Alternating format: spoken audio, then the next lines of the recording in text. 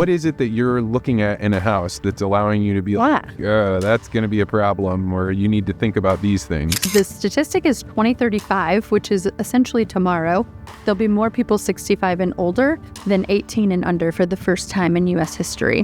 When the world was in shambles, my dad was diagnosed with stage 4 cancer, just to add on to the whole pandemic mess. And so one morning, my mom called me in 2021 and said, Dad can't do the stairs. We've got to sell, and we got to sell fast. Hi everyone, I am Oliver Crow, a second grade student and an aspiring YouTuber, and you're listening to the Vance Crow Podcast. Welcome back to the podcast. I'm glad you're here. Today we have Gretchen Kingma. Gretchen is an occupational therapist that turned into a real estate agent. She is an interesting woman that if you're on Instagram, you'll see her doing really interesting and innovative ways to engage her audience. But what she specializes in is something that is relevant to probably every single podcast listener out here, which is how do you help your parents or yourself get ready to live in a home that you want to go the distance in, maybe age gracefully or even live out your final days. Gretchen is somebody that I met at a very interesting event where they were teaching us all about the Passover and Hanukkah. And I sat at a table with her and thought that her insights about what you could change about a house so that mom and dad could live there, about how you could make it so there were less opportunities for them to trip, about how you could set it up so that if mom or dad had to be in a bed, you could still have their spouse be able to care for them or be able to have somebody come in and live in the home. I know that this is one of those subjects that is not as exciting as the quick news reports and all the things that are in the headlines, but Gretchen really has a great way of describing what it is that she's thinking about and what you can do to prepare your own family for the way that they can live in their own home. So I'm really excited to have this interview. We're going to get to that in just a moment, but first, I want to talk about legacy interviews. This has been a very wild summer. We've had so many people come in from all over the United States. We've had out from Minnesota, California, all the way up in Canada, many places I can't even think of. And the way that we do this is that we have you get a legacy interview for a loved one and we put the time on the calendar. Oftentimes, I think putting that time on the calendar is the most important thing, because it says we are going to reserve this space. We're going to make sure that we take the time and the energy to capture mom and dad telling some of their most important stories, maybe talking about where they grew up and how their family is structured, how they made different business decisions, and what they hope for their family. By setting up this time, we overcome the chaos of life. Many people could record their own family members talking about their life stories, but when you try and do it at Christmas or you fit it in among all the other things you have going on in the world, it never seems to quite work out. So by scheduling a legacy interview, you can be sure that these stories are captured and can be passed down for generations. If you're somebody that says, look, it's just not feasible for me to get mom or dad to St. Louis, then consider using a legacy online interview where we do the same interview, the same time, we could ask similar questions, but we do it online in a system that's just like this one right here. And it looks beautiful, we get great sound, and we capture the stories of your loved ones. So if you're interested in having one of your loved ones do an online legacy interview, go to legacyinterviews.com, go to shop, and click on the online section. All right, without further ado, let's head to the interview with Gretchen Kingma. Gretchen Kingma, welcome to the podcast. Dang. So an occupational therapist turned real estate agent. This makes you have a unique perspective, but maybe before we get too deep into your weird perspective of life, what is it that is more difficult about being a real estate agent than people realize? That's a great question. I think a lot of people think that realtors merely open doors. Oh, they just let me in a house and that's it. There's a lot more than that under the surface. There's a ton of hilarious memes on the internet right now of like, oh yeah, I decided to go into real estate to work less hours and to have more freedom. And now I like work 24/7 and have zero freedom. And that's how I think of real estate. It's a super invested process. A good realtor anyway is going to take it super personally and navigate their client through ups, downs, negotiations, inspections. You need to know a lot about construction in order to be a good realtor because you're negotiating what for most people is their largest asset. And so fiercely protecting people's money is not just opening doors. So there's a lot of behind the scenes that happen. Yeah, my sense is that if everything goes right, the real estate agent seems really superfluous. It's like, oh, we got together, we knew the price, we sold it. But if things start going wrong, if you don't have somebody there, then you are now in an area where there's deep law. There's already a lot of interested parties involved. And if you don't have somebody there, you're like, could be pretty lost out in the woods. Yeah, and leave a ton of money on the table. So it could be dangerous if you don't have a professional on your team for sure. How long have you been a real estate agent? 7 years. And how did you come to this world? Yeah, so I know 7 years because my daughter was born when I decided to get licensed in real estate. And it's because my background is in occupational therapy. And as an occupational therapist, I merely work in adult rehab, inpatient rehab, and senior living. And just to rewind, just so everybody knows, occupational therapists are very similar to physical therapists. We help people with cognition, strength, balance, endurance, all sorts of physical functions in order to live out what you want to live out at home or in the community of your choice. And so as an occupational therapist, I worked merely in the senior space. And it was maddening to me, no matter how independent we as the therapist got somebody during their hospital stay or their skilled nursing stay, we would see so many repeat offenders. So many people would come back to the hospital. And it dawned on me that it's because the environment never changed. Home never changed. So I was going on maternity leave, looked down to hand my caseload over to the OT who was covering my maternity leave and realized I had 101 patients and 4 CODAs, which is an occupational therapy assistant, all under my responsibility. And that's very much so pushing the ethics of the state of Missouri. And so I told my therapy director, I'll see you in 12 weeks after I have this firstborn child of mine. And I went home and told my husband, I'm never going back there. And we have 12 weeks to figure out a pivot. So with the newborn, I got licensed in real estate with the idea that if occupational therapy job is to keep people happy, healthy, and thriving at home, then why are we not proactively looking at the built environment of home more proactively? And did you know anybody else that had been like occupational to real estate? I wish, because then it would have been a lot easier. I just kind of had this mindset. And I should add, my husband and I had just bought our first home and it wasn't the best experience. So we thought, wow, if this person can crush real estate and make a career out of it, I could probably do the same and have a niche that I'm passionate about. So, yeah, my favorite line about starting a new job or a new business is we don't do this because it is easy. We did it because we thought it would be easy. yeah. So you like get involved in something and you go a little ways into it and all of a sudden you're like, everything that I thought was going to be just like one step ends up having hundreds or thousands of problems. So I also had a child a few years ago and remember how chaotic it was. How in the world did you birth a child, keep them alive, maintain sanity and study and do all these things? Yeah. Shout out to my husband. He was super supportive. I remember telling him, I know I have 6 figures of debt from this medical school career that I've pursued, but trust me, I think I'm going to go into real estate. And he was like, what? And so when I unpacked it and the reasonings why, he's like, oh, that makes a ton of sense. So he was super supportive. I was home with the baby all day. And then at night I would go to class and he would come home. He's in corporate finance, my husband is. So he'd come home from his job, keep the baby alive, feed it. And I would go to night class and just knocked it out in a 3-week span and got my license. And then when did you start really specializing in this space of, I'm going to take what I know about people falling and people tripping and these kinds of things and turn that into the way that they buy houses? Yeah. So it's interesting because I had a lot of imposter syndrome, which is so overused in culture today. But I thought, gosh, I have this advanced degree to work in the hospital, to serve people that have fallen, that have had strokes, that have had spinal cord injuries. And now I'm slinging houses. So while I went into that line of work knowing that it made sense to marry the two expertise, it took me quite some time to really embrace, like, this is what I'm doing. And it's not crazy.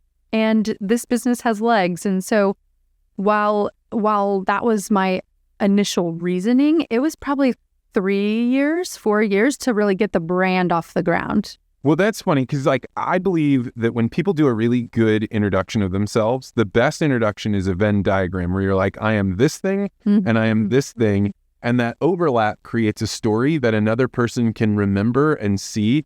And if it's good enough, it seems like it was always obvious. It was always there. So I always describe my wife was an aerospace engineer turned physical therapist. And then you think, well, those two don't go together until you say, well, it's that everything is about movement through fluid, through air. Yeah. And so now she uses her understanding of how people move to be a unique physical therapist. It makes total sense. You are the only other person I've ever seen that has such a great Venn diagram, because as soon as you hear it, you're like, well, of course, if I'm buying a house for mom and dad or mom and dad are trying to figure out how can we live independently for as long as possible without going into a retirement home, you would want somebody with this expertise. Yeah. When you first started to embrace it, did the world respond positively? Yeah. And I think the world responded positively from the get-go. I just had to get out of my own way. And it's still, when I meet somebody on the playground with my kids and they ask, what do you do? It's still a little bit of a struggle, but I've recently zeroed in on a positioning statement that I can tell people very easily. I am an occupational therapist turned realtor, and I help seniors answer the question, where do we go next? I marry healthcare with housing, and I educate and equip seniors so that they're empowered to experience joyful aging on their own terms. That's good. I mean, it's a story that somebody else can repeat, which I think is the most important part of an introduction, because if somebody can understand it and then they can go tell that story to somebody else, I've nailed it. So now answer the question, what kind of housing choices does this mean? If you want to live in your house for a long time, you better buy a ranch. That's kind of the... Yes and no. It's interesting because I have wavered. When I first built the brand and really went out to do this type of education and work, I thought, aging in place, aging in place, aging in place. But the social component of life is so important, especially if somebody's experiencing cognitive decline. So I went from saying you have to stay in the community forever and ever, avoid senior living at all costs, to kind of going to, it just depends on the person. And that's a true occupational therapy approach, is person specific. There's no cookie cutter. So if somebody has mobility deficits, a ranch home is going to be the best option. But there are homes that are 2 stories that have powder rooms and dining rooms on the first floor where the family has stopped using the dining room, and you can easily modify it to be a primary bedroom, and you can expand your powder room to have a shower. So as long as you have flex space in a 2-story home that allows for renovation down the road, and then have a bank account where you're saving for said renovation, or a long-term care insurance policy, something that allows you to have that pivot plan, I would say it depends on the person. So a ranch might not be for everybody, and they're few and far between. They outsell 2 stories 3 to 1 in today's current real estate market. So you can make a 2-story work, or 1.5 story. So it just depends on the person. You said something really interesting there. So people can get insurance that allows them to do in-home care. Yeah, long-term care insurance policy. And in my 30s, I am not looking at long-term care insurance. However, I should be, because it's super affordable and the payouts are huge. So many, if not all nowadays, long-term care insurance policies, and I'm not an expert in long-term care insurance, find somebody that is, but many of those policies have an allotment that you can use for aging in place. So if you're making a bathroom renovation, and by the way, your bathroom renovation doesn't have to be ugly. It can look like the Four Seasons, not the rehab hospital, and your insurance policy has monies for that. So definitely knowing about your policies. Yeah, my wife, when we were doing our renovation in our house, we'd lived there for, 5 years, and it was time to do a renovation. And she's a physical therapist, so she put bars up everywhere. Mm-hmm. And at first I was like, this is going to look like we're, in a retirement flight. But now it's awesome. Yeah. Because when we're giving our kids a bath and 40-year-old dad has to stand up, I just grab onto the bar and hoist myself up. And you're like, why doesn't everybody use these things all the time? Yes. And I always joke when I speak a lot and educate a lot on this topic, and it's not just for a 90-year-old that had a knee replacement. I'm 34 and love a good beer league softball game. I'm sore if I'm getting in the shower after, playing beer league softball, it's so much safer to have something to grab onto that's not your towel bar. So give me some scenarios, some places where people didn't know what was possible and you figured out how to solve a problem. Yeah. So my favorite story, and if anybody has heard me speak, they've heard me talk about it, is my parents, my own family situation. It's wild that I had this career path on my heart and in my trajectory. And then in 2020, when the world was in shambles, my dad was diagnosed with stage 4 cancer, just to add on to the whole pandemic mess. And so one morning, my mom called me in 2021 and said, Dad can't do the stairs. We've got to sell, and we got to sell fast. And this was a 2-story home that my sister and I were raised in. My parents still lived in. We were deeply embedded in the community, the neighbors, the block parties. And so it was more than just a physical, oh crap, I can't get up the stairs, but it was a whole emotional web to untangle. And so I was thrown into having to help somebody downsize out of pure necessity and not preparedness. And now I scream from the rooftops, preparedness trumps necessity every single time. So my mom had always wanted an in-ground pool. We found a little bungalow in Webster Groves, and a normal realtor would have seen this house from the street and said, no way, because it has so many steps to go up. But with a little bit of, extra thinking, I realized on Google Maps that the grade of the lot sloped downward towards the house. So the back patio had 2 steps to go into double doors that entered into the primary bedroom that had an attached bathroom with a step-in shower. So if we could find a way to tear out this dinky patio and create a beautiful living space, Mom would get her in-ground pool, Dad would have the accessibility he needs to get into the bedroom, and we would all live happily ever after. So we got that house under contract before it even, I think we were the first showing in. I called the agent, built rapport. I said, this is the situation. We made a great offer. We got it under contract. We tore out the 10 by 10 dinky patio and put this beautiful outdoor living space that had a sloped concrete ramp. So I don't like to call it a ramp because ramp means disability in my opinion. So I like to say like a sloped walkway up to the main living space that went into the bedroom. So then my dad could just drive his F-150 because he was stubborn as a mule and drove his truck till he couldn't anymore, up to the sloped entry right into the house. And he was able to stay at home, and that's where he passed. He didn't have to go into a hospice house or a hospital at the end of his cancer battle. He got to literally age in place and pass away at home. And that ramp served as the aisle for my sister's wedding because she got married in my parents' backyard so that he could be present. So truly universal design where we still enjoy today. So it was one of those things that normal realtor would have said, well, you can't, if you're trying to get rid of steps, this isn't the house for you. But with a little bit more forethought, planning, and background, I was able to identify this could be awesome and it gets you everything you want. And my mom still lives there today. Wow. Yeah. And when you think about your dad being able to be stubborn with his F-150 and like you reflect back on that, like tell me about what it felt like to watch them be able to be in place for the rest of their time. Yeah. I would say in the moment, because we were all so like, oh gosh, Dad is actually dying and we didn't want to accept that. I in the moment, I didn't have like, oh, this is great. Now looking back, it was like the most beautiful thing ever. And we had a backyard party with live music for the deck opening, like when we finished the deck after its completion.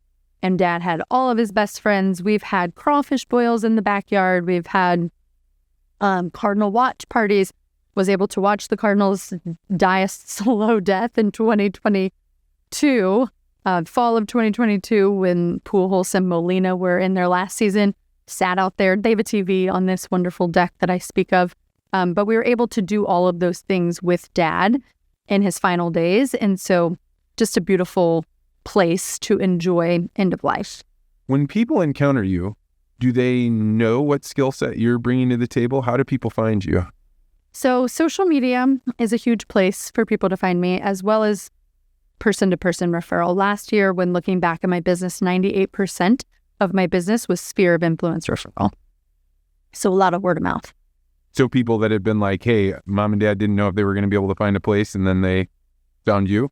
Yeah, I have a current client who I adore, and I wish I could find who referred me, but their occupational therapist at Barnes referred them to me.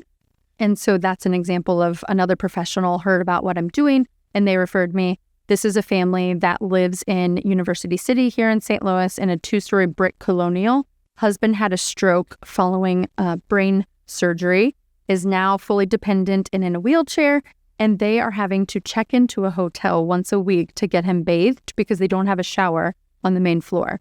So an OT in the hospital refers me. I am able to help them. We found a condo that's fully accessible, so I helped them purchase that, negotiate our way through that, and now I'm helping them sell their 2-story, and that's like a real-time example of how somebody found me and how I'm using my expertise in the housing space. It seems like to me, so there's a set of jobs that they are going to be there no matter what, right? So garbage collector, that's always going to be there. As long as we have running water in the country, we're going to have plumbers, but also funeral home directors, right? Like people are going to die and somebody has to inter the body. It seems like you have found a spot that I wouldn't have said was an absolute necessity, but it is inevitable that people have parents that were totally functional, and then they grow older and they have to choose between two paths. And if mom and dad aren't going to go the assisted living community or whatever that is, then if you don't find a good house for them, you're now going to also endure all the things you're talking about, the falls and the not being able to bathe dad and all these things. It seems like an incredible niche. Yeah, and it's super fulfilling. I went into OT school very naive, like, I just want to help people.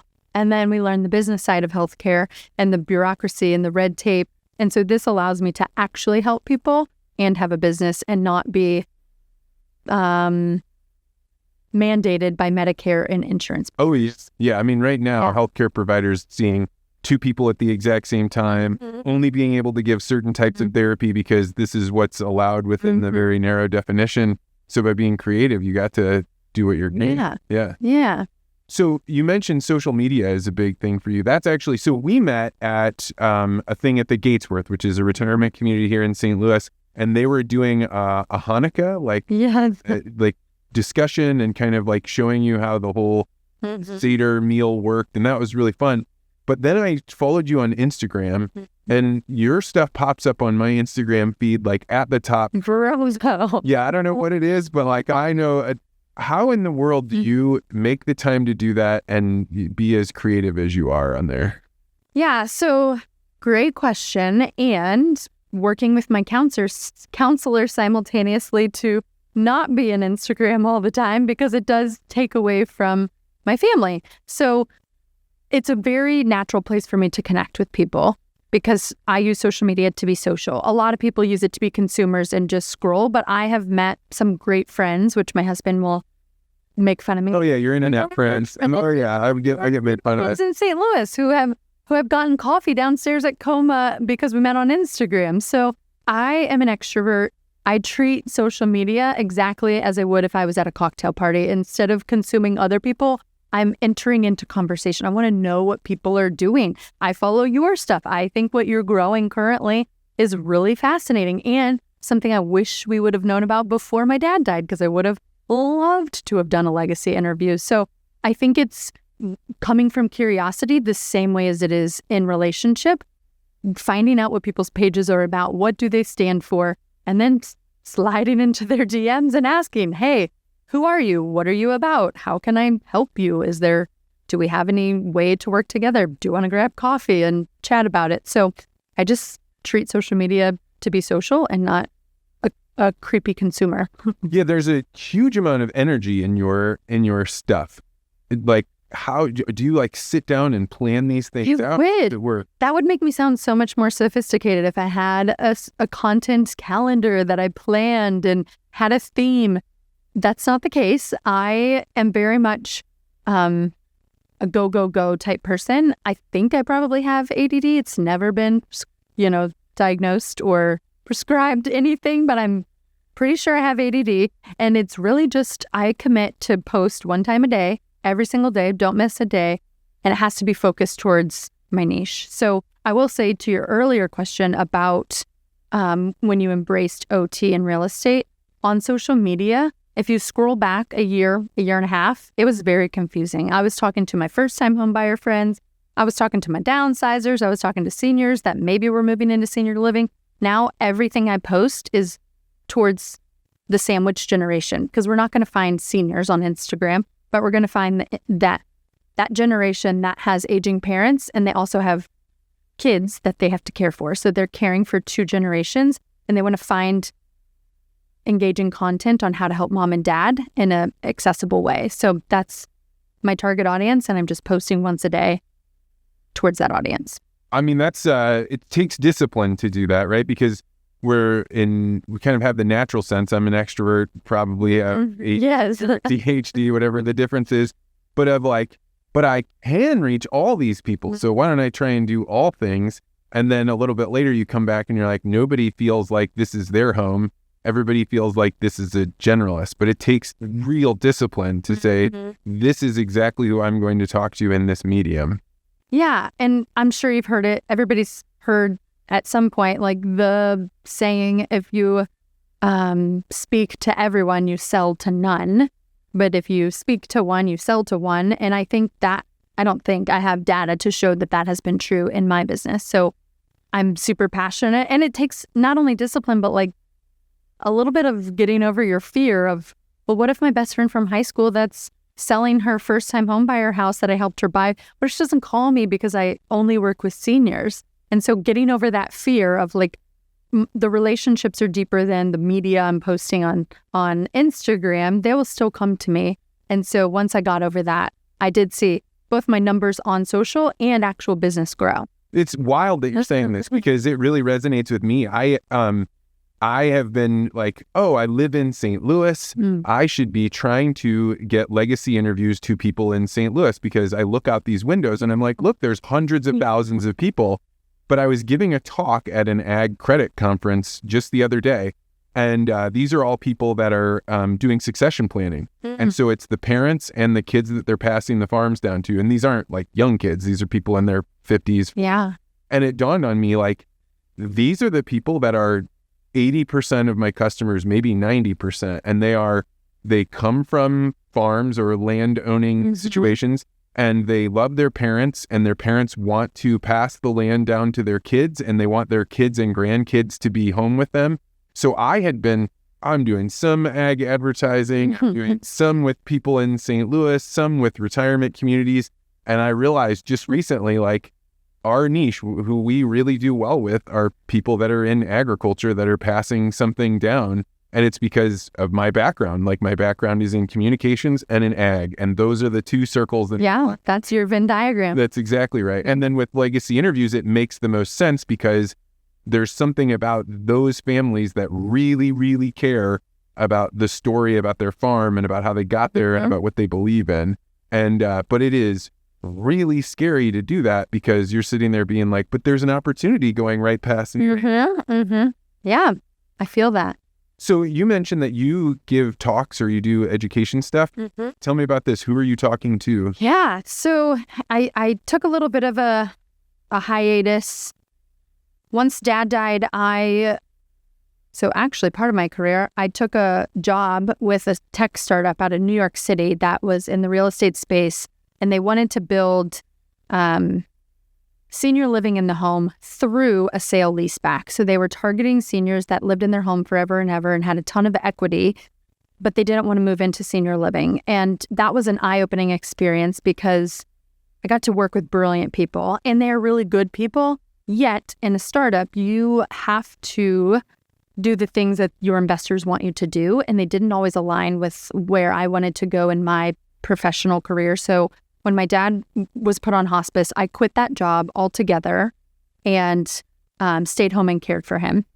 I did not work the rest of that year, and then I relaunched my business in 2023. So in a sense, I'm kind of new at this, kind of restarting, redoing myself. And so it was through that. And I forgot your question. Where were we going? Oh, we were talking about you get invited to give talks. Oh, talks. Yes. So before that break, I had a course that was approved by the Missouri Real Estate Commission on universal design and residential real estate. I taught it 4 times a year, 1 a quarter, and each time would have 150 to 200 realtors in the room, and they would get their continuing education credits, and I had an opportunity to speak. Most recently, I'm working with some amazing senior providers around the country, 2 in Florida, 1 in California, 4 of us total, and we're building a platform for senior providers that want this level of education. How do I get on Instagram every single day and talk to my audience and reach them? How do I do seminars to speak to a larger room in order to educate and equip people so that I can grow my business, but that I'm also leaving the campsite cleaner than when I got there? So how do we make our communities better through education, but also allow that to grow our business? So we're building that real-time virtual platform where we'll be doing a lot of educating. And who do you imagine will be the people that'll come join this? Yeah, anybody that wants to serve seniors. So occupational, physical, speech therapist, realtors, financial planners, elder law attorneys, anyone that has identified that silver tsunami is coming and wants to serve from a servant heart. It actually wants to serve. I think anybody that sees the senior numbers and industry as a business opportunity and doesn't have the heart won't fit for our community. But if you truly have a servant heart and love serving seniors because of the stories that they come with, because of the legacies that you get to be, that your eyes get to be open to when you serve those families, then those are the people that will join our platform. Interdisciplinary professionals. Silver tsunami. This is interesting. What are you describing there, and how will the world look different after that tsunami has passed? Yeah, there's a book. So I didn't come up with the term, but there's a book called Silver Tsunami. Read it. Yet the statistic is 2035, which is essentially tomorrow. There'll be more people 65 and older than 18 and under for the first time in U.S. history. And so that there's a huge opportunity to serve people well, and that's what I aim to position my real estate. And we haven't even talked about my construction consulting business, but I launched that last July. So just having a business where we can help families understand all their options, because baby boomers are growing in number.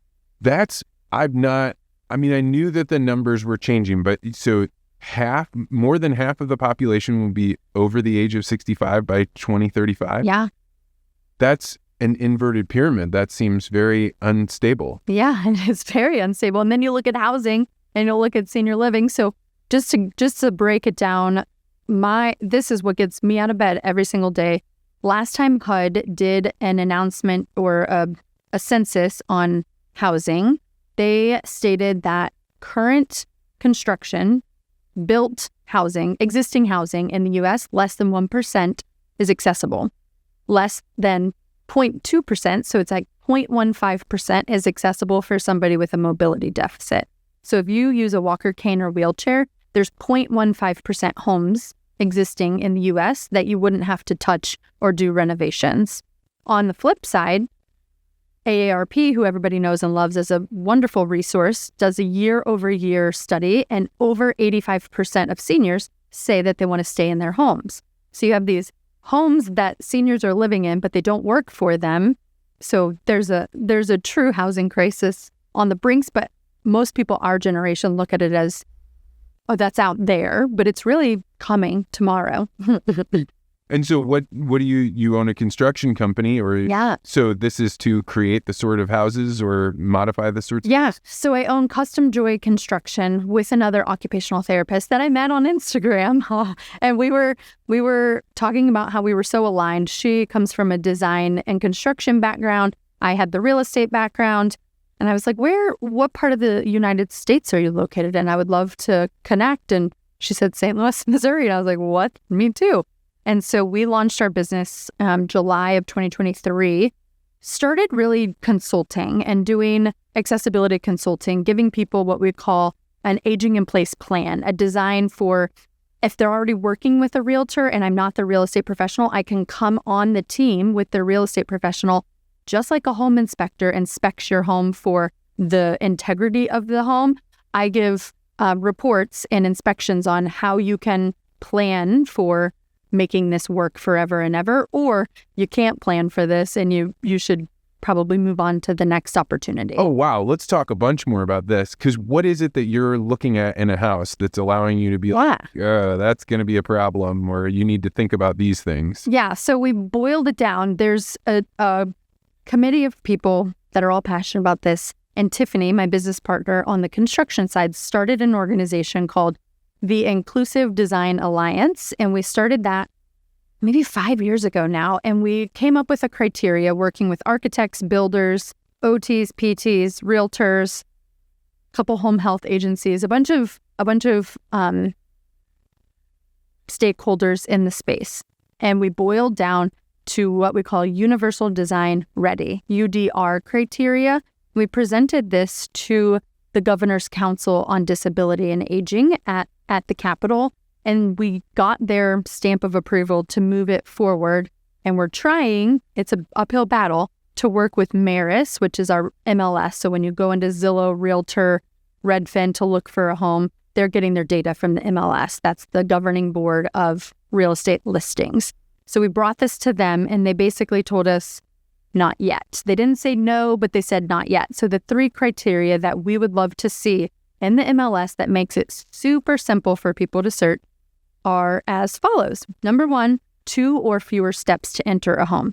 So if you have a home up on a hill and you have 5, 6, 7 steps, it's going to be very costly to create some sort of alternative, whether it's a platform lift, whether it's tearing those stairs out and doing a switchback ramp that goes around 5 times. So 2 or fewer steps to enter a home is the first criteria for a forever home. Second criteria is that a bedroom, a bathroom, and kitchen would all be on a level of entry. And we don't say the main level because we've seen in the market beautiful homes with walkout basements that have all of those things. A kitchenette, somewhere where somebody can sleep, eat, and bathe should be all on the level of entry.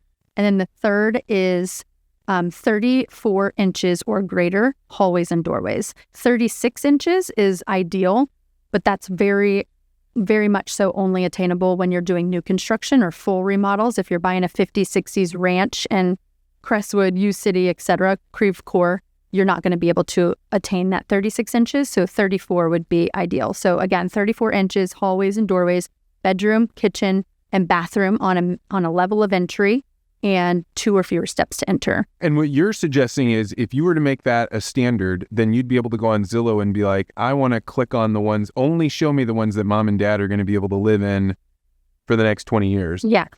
That's brilliant. And that way, the modifications, the retrofitting that they have to do can be client specific. So they're spending their dollars on what is specific to their needs and not reconstructing a front yard because of the crazy differential step differential. So that's the thinking around it, and that you would be able to cast a wide net. Currently, the MLS has probably 35 search markers, like some universal design features, accessible entry, accessible parking, blah, blah, blah, blah, blah. So our hypothesis is if you boiled it down to 3 main things, you would be able to cast a wider net, and it would be person to person discretion if they want to entertain that house or not. Instead of now, the way you search, you get zero options that come up because the filters are so wonky.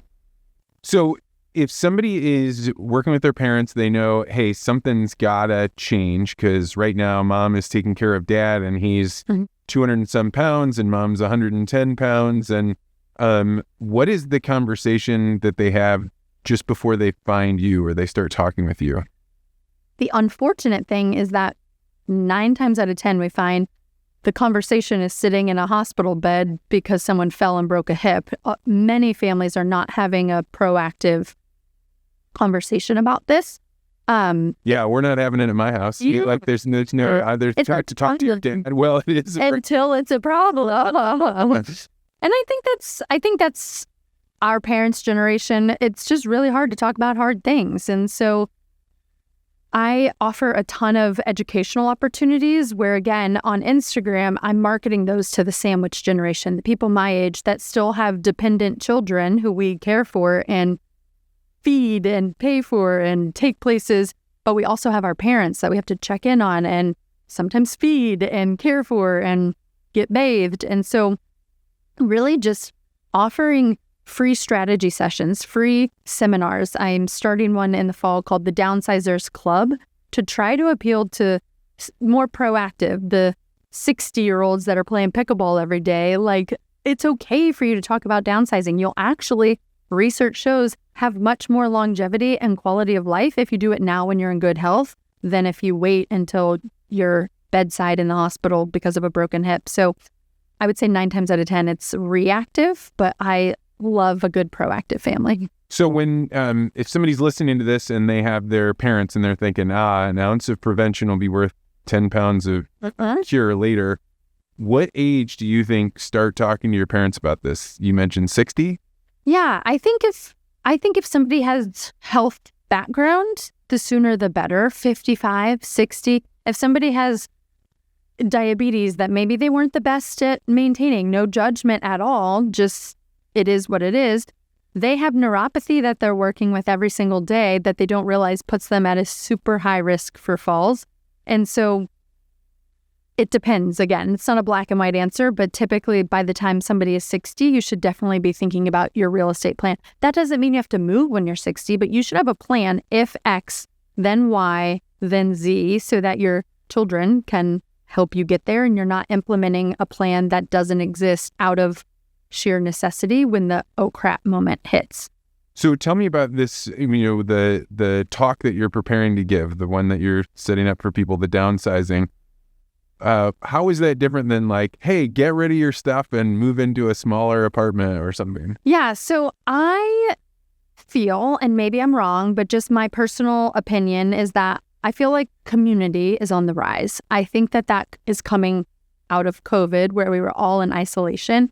So I aim to build a community where others can kind of go through this together. So I'm building a seminar series where participants will graduate from the Downsizers Club, but they're not going to be just stiffy like seminars. It's going to be fun, upbeat, maybe music, maybe not. I don't know. I haven't gotten there yet, but something where people are feeling like they're bettering themselves. Like they go to yoga and they feel great after yoga. They go to pickleball and the endorphins are just raging because of all the exercise. So I want to create an environment that's non-judgmental, purely educational, and super proactive to give people or adult children, if they want to attend, the tools and resources to have the hard conversations, to plan for the future. And it'll be a series, maybe a quarter, like 3 or 4 seminar series, and then a graduation. And if clients do decide to let go of the 3,000 square foot home that they raised all their kids in, then we'll throw a big party to celebrate them. They're graduating from the Downsizers Club and have all the options available. You are uniquely matching your personality with like bringing people in. It's very unique. Yeah. When was the last time you went to a graduation of somebody that was like 50 or 60? We graduate high school, we throw these huge parties. You graduate college, you throw these huge parties, but then you have a party when you die at your funeral. Like, let's celebrate people proactively taking the bull by the horns and planning for their future. So that's what I envision. Yeah, I was approached by a couple of different retirement groups that said, hey, the problem that we actually have before getting people to move into assisted living where they can be a part of community, where they can be safe, they aren't going to be a burden on their children, is that people are so afraid of giving away their stuff. And so like Friendship Village, for example, built out storage space that's like, the same kind that you would have with like a garage, right? And they're like, that's not only filled up, it's filled up for the next 5-10 years, and we can't build enough storage. And it's because people have this very strong connection with their things. And so they were approaching us to say, can you help us with this?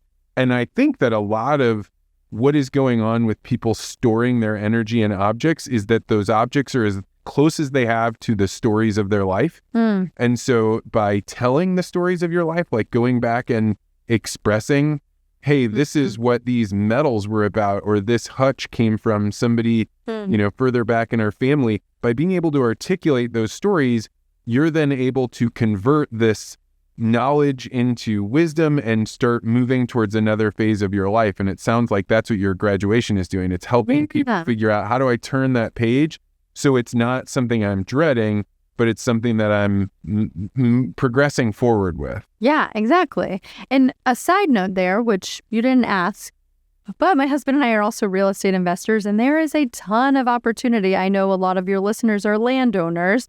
There's a ton of opportunity in that storage space right now because of that phenomenon that people are storing so much stuff. Oh, yeah. From an investment perspective. I think it was maybe 15 to 20 years ago, there was something like 8 feet of rented storage space for every man, woman, and child in the United States. And it has to have just exploded since then. I think after COVID, now it's like the boats, the RVs, because people bought toys so they could get out. So yeah, buy storage units. So you're the construction company that you've done. So like hammers are being thrown, nails going into walls, things. Yeah. Everybody always asks, who's swinging the hammers? And that's a great question because it's not me. So Tiffany is amazing. Tiffany Dill, my partner on the construction side, she is the operating principal and genius with space planning, CAD software, doing floor plans. And then she's also the project manager. So we have subcontractors and we work as a GC. The client will get a bid from us on our letterhead, and we are the client's fiduciary. We're negotiating with all of our subs to get them the best price. And Tiffany doesn't take no for an answer. So she's a really great project manager because she stays on top of the deal. And when we're working with seniors, we realize not even seniors and people with disabilities. We just did a kitchen and bathroom in Ladue area, ranch veteran who has MS, and contractors, no, not all contractors, I'm sure there are some. Most contractors view it as just another job. They don't realize this person is a wheelchair user. This bathroom is the only bathroom on their main floor. They can't just hobble down the stairs and go shower in the basement bath. Like, time is of the essence, and we can't put this person out for more than what we've promised them. And so we have to do what we said we're going to do. And so we act as a general contractor and project manager to keep all of our subcontractors on pace to deliver the best, not only product, but experience for the client. Man, you are on the nose on this, like very tight on what people truly need. What have you discovered about what people need that you didn't know when you started? I would say I knew it, but didn't realize the magnitude. Funding is what people need, and there's such a lack of resources, and it's a huge bummer. I was at a Cardinal game this past Thursday with the Starkloff Disability Institute, which is a local nonprofit that does great work in this space, and I was talking to a wheelchair user who is very fortunate and has all the resources, and he was saying, like, I just love the work that you do, and it's so needed. And he said, I don't mean to sound like a big D-bag, but even with all the resources, it was nearly impossible to find a place that worked for me. And so resources, financial resources, funding, just like legal and federal, like tax advantage that goes across the board. Like, some states have great incentives for tax incentives. Other states don't. Funding is all over the place. Every packet's different for Medicaid by state. So just adhesive funding across the whole United States would be a huge win for people in this position. And when people are looking at doing either a renovation to their home or to move into an assisted living community, they certainly must be looking at the dollars and cents of this. Is there a way for them to think about what's going to be better on their long-term finances? Yeah, I always love a good napkin math situation. And while it's, again, not a black and white answer, it depends on the person. If somebody has dementia, early onset of dementia, we know that the way that their disease is going to progress is they're going to need the utmost care in a memory care unit. So that's going to be more expensive than if the home can be modified and you pay somebody to come in home. So it's just very dependent on the family situation and what the person wants.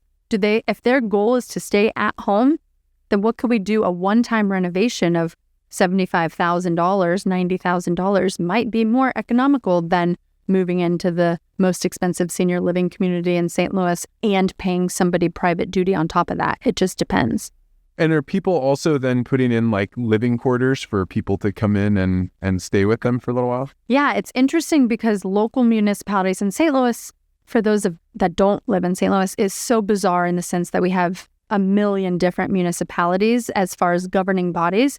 But that's one thing municipalities are being pushed on right now is their laws and regulations around accessory dwelling units, because there are so many residential lots, especially the further out you go into the suburbs, that have space for a very nice garden apartment or accessory dwelling unit that would be perfect for a caregiver, or reversing for mom and dad to have an accessible unit in earshot of their caregivers. So it is fascinating to follow the rules and regulations and laws around that, because on the West and East Coast, people are building accessory dwelling units, granny pads, whatever you want to call it, left and right. But the mighty Midwest hasn't quite caught up because of the rules. And it's such an interesting failure in the government to block that, because research is very clear that grandparents that spend time with their grandchildren live a lot longer. Mm-hmm. And like being able to have that resources, somebody that can look over your kids and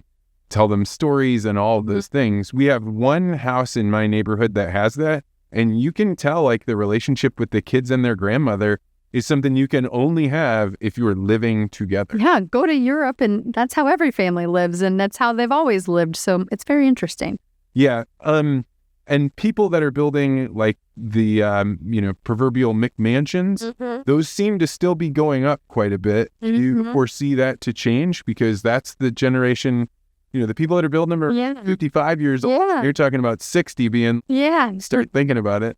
Yeah, it's interesting. I went and looked at a house. I went and looked at 2 houses this weekend that were new to the market, both brand new construction, both in the $850,000 to $1 million range.